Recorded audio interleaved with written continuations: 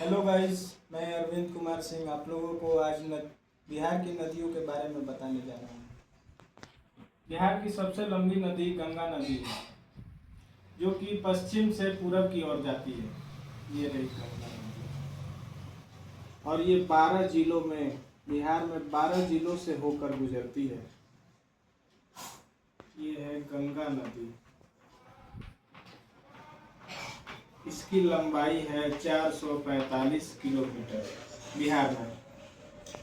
और बिहार को ये दो भाग में विभाजित करती है, उत्तरी बिहार और ये दक्षिणी बिहार।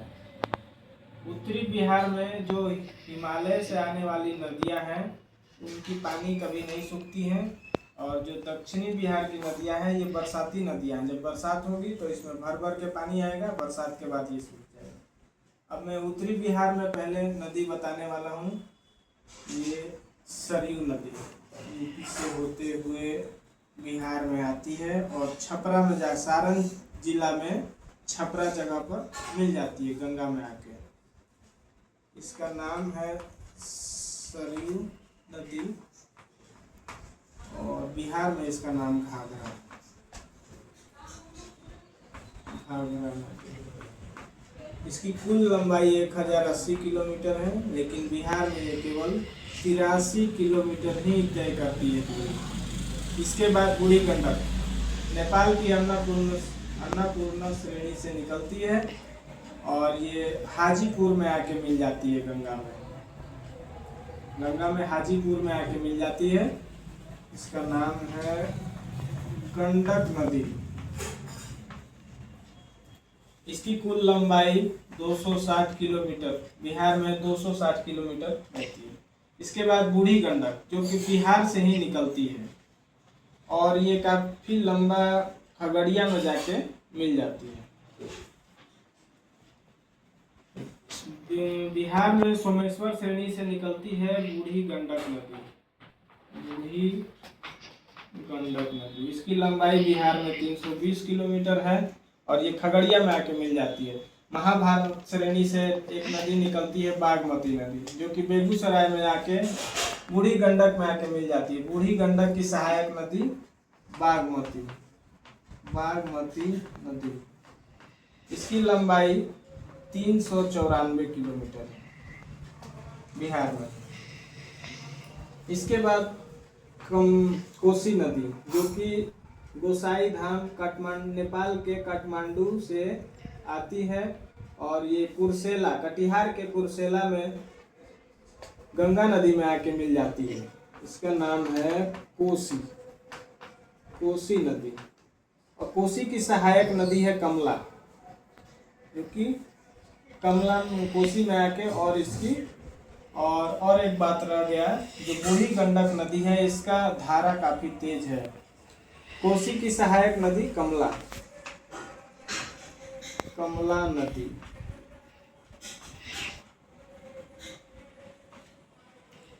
कमला नदी 150 किलोमीटर बिहार में बहती है। कोसी नदी 260 किलोमीटर बहती है। इसके बाद सबसे पूर्वी बिहार की उत्तरी नदी कौन सी है? ये है महानंदा नदी।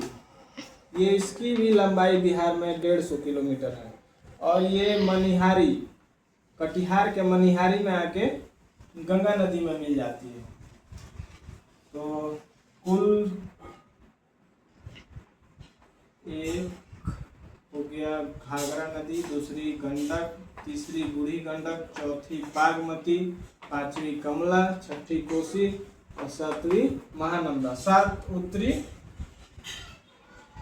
उत्तरी बिहार की नदियां। अब दक्षिणी बिहार की नदियां में आ जाइए। यहाँ है विंध्यन पर्वत, इसी पर्वत से निकलती है करमनाशा नदी और सीमा का निर्माण यूपी और बिहार के सीमा पर भी ये बहती है। और ये बक्सर जिला में चौसा जगह है, यहाँ आके मिल जाती है गंगा नदी में। इसकी कुल लंबाई 192 किलोमीटर है। इसके बाद सोन नदी की लंबाई 225 किलोमीटर है। सोन नदी अमरकंटक की पहाड़ी से निकलती है मध्य प्रदेश से, और बिहार में कुल 225 किलोमीटर बहती है, और ये मनेर में पटना के मनेर में आके गंगा नदी में मिल जाती है। इसके बाद पुनपुन नदी चोरहा की पहाड़ी से निकलती है पुनपुन नदी, और ये भी पटना के फतुहा जगह पे गंगा नदी में मिल जाती है। इसकी लंबाई 202 किलोमीटर। पुनपुन नदी। इसके बाद फल्गु नदी जो है ये बिहार में अपनी नदी का पानी गंगा में नहीं लेके जाती है।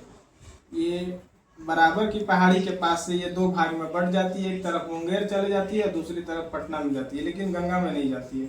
फल्गु इसका नाम कहाँ से पड़ा?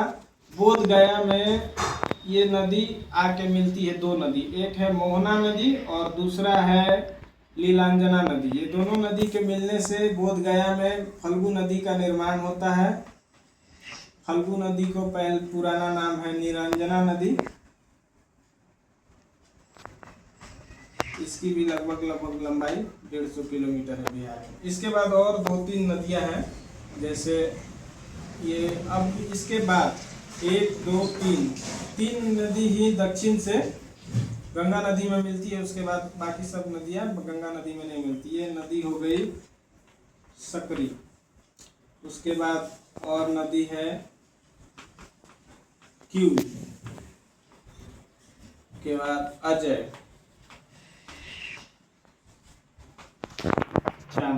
चानन या चंदन। ये सारी नदियां हैं जो कि बिहार की नदियां हैं। Thank you.